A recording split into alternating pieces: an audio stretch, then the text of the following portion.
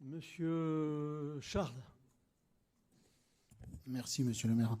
Oui, avant de commencer, juste, je pense que monsieur Giral a fait une petite erreur au début, là, puisqu'il a parlé de 100 à 150 millions d'efforts demandés à la mairie. Je pense qu'il parlait de 1 à 1,5 million. J'espère qu'il s'est trompé, sinon, si c'est les efforts qu'on doit faire, Vous avez raison. ça va être compliqué de faire le budget. C'est tout à fait possible. Oui. Bon, le document que vous avez présenté est très généraliste et nous entrerons sans doute plus dans les détails lors de l'examen du budget au mois de mars. Nous comprenons que les incertitudes nationales ne permettent pas une précision fine dans l'approche budgétaire. Nous avons bien noté d'ailleurs que les services font preuve de prudence dans les prévisions et c'est plutôt une bonne chose. Nous ne sommes pas à l'abri de bonnes surprises dans le courant de l'année qui permettraient un peu de respiration budgétaire. Le vote du budget a été reporté, mais nous ne sommes pas plus avancés par rapport à ces incertitudes nationales, si ce n'est que la ponction sur les collectivités territoriales, vous l'avez évoqué, initialement prévue dans le budget du gouvernement Barnier, qui était autour de 5 milliards d'euros, devrait être moindre. Nous avons entendu parler de la moitié de cette somme. Le document présenté permet toutefois de voir les grandes orientations et donc les choix politiques sous-jacents qui serviront à bâtir le budget. Nous nous opposons sur ces choix et nous allons expliquer pourquoi. Pour notre groupe, à l'heure actuelle, le budget d'une collectivité devrait répondre à l'urgence sociale, l'urgence démocratique et l'urgence écologique imposées par le moment politique et la situation actuelle. Les orientations proposées, comme les budgets précédents, ne permettront pas de répondre à ces urgences. Au niveau national, ce sont 5 millions de personnes qui sont en situation de grande pauvreté et l'État ignore sciemment sa mission sociale dans le PLF 2025. Il s'agit donc pour les villes, quelle que soit l'étiquette politique d'ailleurs, d'œuvrer à leur échelle à rétablir de l'égalité et de la justice. Pour nous, cela peut se faire sous deux formes. Renforcer les missions publiques, qui sont les premières pourvoyeuses de redistribution sociale, et prendre des mesures de soutien au pouvoir d'achat. Vous ne faites ni l'un ni l'autre. Vous réduisez la voilure sur les agents municipaux, nous en reparlerons plus loin, et vous reconduisez les budgets sociaux, ce qui, dans le contexte général de pression sur les ménages, conduit à appauvrir les Tarbaises et les Tarbais les plus fragiles. Dans notre ville, les chiffres de la pauvreté chez les jeunes, par exemple, explosent. Il suffit de voir la permanence hebdomadaire du Secours populaire sur le site universitaire. Les Restos du Cœur n'ont jamais distribué autant de repas. Le taux de pauvreté atteint autour de 25-26% à Tarbes. Nous savons que vous contestez ce chiffre et nous n'allons pas relancer ce soir le débat là-dessus. Malgré tout, nous souhaitons apporter au débat deux autres faits incontestables pour illustrer notre propos. Selon le plan local de l'habitat qui a été présenté lors du dernier conseil communautaire, 80% de la population de l'agglomération de TLP est éligible à un logement social.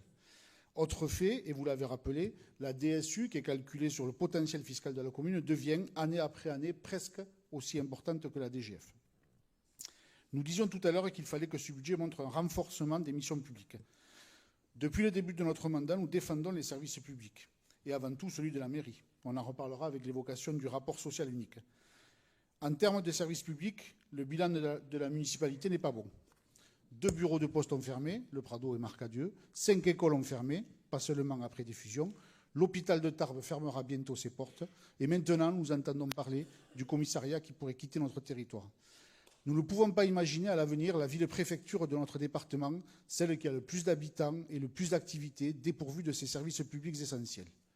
La hausse de la population ces dernières années est en totale contradiction avec la baisse des services publics proposés et la municipalité doit se battre fortement pour maintenir et développer nos services publics sur notre territoire. Au niveau de la mairie, nous constatons une baisse inquiétante des effectifs. 790 agents permanents au 31 décembre 2023, selon le rapport social, contre 836 au 31 décembre 2022. La précarité reste relativement importante et près de 82% de nos agents sont en catégorie C. On fait donc baisser les effectifs, 79 départs pour 33 arrivées, toujours selon le rapport social. On fait mieux que le président Sarkozy qui préconisait de ne remplacer qu'un fonctionnaire sur deux. Et le service rendu à la population s'en trouve obligatoirement dégradé. Depuis le début de notre mandat, nous avons rencontré de nombreux agents municipaux. Leur situation est inquiétante. Nous voyons bien que nous avons des difficultés à recruter, à faire venir de nouveaux talents ou à les garder. Comment pourrait-il en être autrement ? Puisque la réforme des 1607 heures et les salaires qui restent désespérément bas puisqu'ils n'augmentent pas au rythme de l'inflation n'ont rien fait pour l'attractivité dans la fonction publique et territoriale. Tout cela entraîne, en plus, des difficultés grandissantes à trouver du sens par rapport à la mission de service public à rendre à la population. Il ne faudrait pas que les agents municipaux servent de variable d'ajustement pour équilibrer le budget. C'est le sentiment qu'on peut avoir en regardant les orientations budgétaires. La hausse de la masse salariale reste très contenue, seulement plus 1,2% si on enlève les agents CCAS passés sur le budget principal. La hausse du point d'indice ou du SMIC est donc amortie par une baisse de personnel. Ce n'est absolument pas notre conception des politiques publiques. Il faudrait que la municipalité s'occupe de faire baisser drastiquement la précarité dans notre collectivité, notamment féminine, et que nous rompions avec le dogme de non-remplacement des départs en retraite. Nous notons de nouveau l'importance du budget investissement. 18,5 millions annoncés et à peu près 300 millions d'euros investis sur les 20 dernières années. Ces investissements sont importants pour notre commune, mais nous pourrions discuter de la répartition de ces derniers.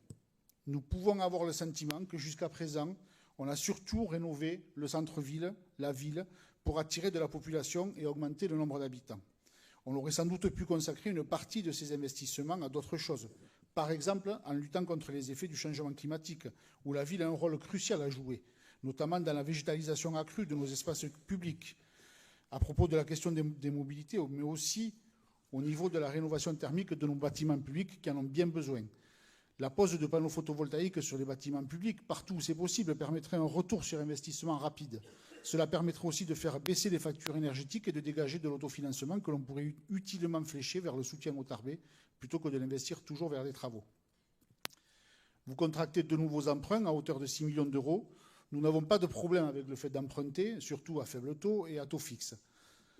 D'autant plus que la gestion de la dette semble maîtrisée si on compare à des villes de la même strate. Nous nous posons la question du moment pour contracter ces prêts. Ils sont contractés sur des taux qui vont vraisemblablement baisser dans quelques mois. Pourquoi ne pas attendre une situation plus favorable et d'ici là décider de renégocier de manière à rééchelonner le remboursement des intérêts, de manière à se donner un peu d'oxygène pour les politiques municipales. Nous pensons aussi qu'il faut faire du logement une grande cause municipale. Nous ne comprenons toujours pas que la ville compte des milliers de logements vacants, dont certains municipaux ou au sein de la CEMI, et que des Tarbais soient toujours mal logés ou sans logement.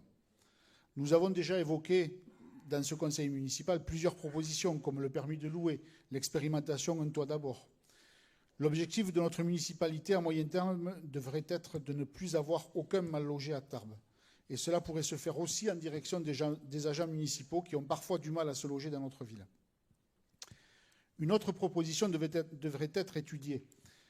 La baisse du taux de livret à annoncer, qui n'est pas forcément une bonne nouvelle pour les épargnants, permet de dégager des marges de manœuvre chez les bailleurs sociaux. La ville de Tarbes pourrait peser, que ce soit à la CEMI ou au sein du CA, du conseil d'administration de l'OPH, afin que cette augmentation de moyens soit partiellement fléchée vers des réductions de loyers pour les locataires, afin de soulager leur pouvoir d'achat, tout en maintenant la dynamique de rénovation et d'entretien des logements. Nous resterons vigilants lors de l'examen budgétaire à proprement parler sur l'évolution du budget du CCAS. Notre groupe estime qu'il faut en augmenter les moyens. D'une part, pour une réelle gouvernance, avec la mise à jour nécessaire de l'analyse des besoins sociaux, la dernière datant de mai 2019, mais aussi pour faire face à la demande croissante d'aides financières facultatives attribuées par le CCAS, qui sont majoritairement des aides pour les fluides et le paiement des loyers, encore. S'adresser aux plus démunis de nos concitoyens permet, par l'ouverture de nouveaux droits, de s'adresser à toute la population, en mettant en place, par exemple, des plans de gratuité, transport en commun ou premier mètre cube d'eau, on a déjà parlé à l'agglomération, mais aussi à travers une école réellement gratuite. Les fournitures scolaires et l'accès à la culture, notamment l'accès au spectacle, devraient faire partie de ces plans de gratuité à l'avenir. Nous terminerons notre intervention par le Palais des Sports. Ça tombe bien puisque nous avons eu une présentation tout à l'heure. Nous ne contestons nullement la nécessité de sa rénovation et par ricochet la construction d'une salle annexe pour la durée des travaux. Par contre, nous ne comprenons toujours pas pourquoi ce n'est pas l'agglomération TLP qui s'occupe de ce dossier. Nous savons ajouter des compétences à l'agglomération pour lui permettre de cofinancer, par exemple, le contournement routier au nord de Tarbes, ou pour financer n'importe quel projet lourdé, l'auditorium ou le Pic du Gers. La gestion des équipements sportifs est une compétence communautaire. Le TGB et l'Union Tarbes-Lourdes sont des clubs largement communautaires, voire départementaux. Pour nous, c'est donc à l'agglo de se saisir de ce dossier. Vous l'aurez compris, nous ne partageons pas les orientations budgétaires présentées. Nous participerons aussi activement au débat lors de la présentation du budget en vous faisant des propositions concrètes et constructives. Merci.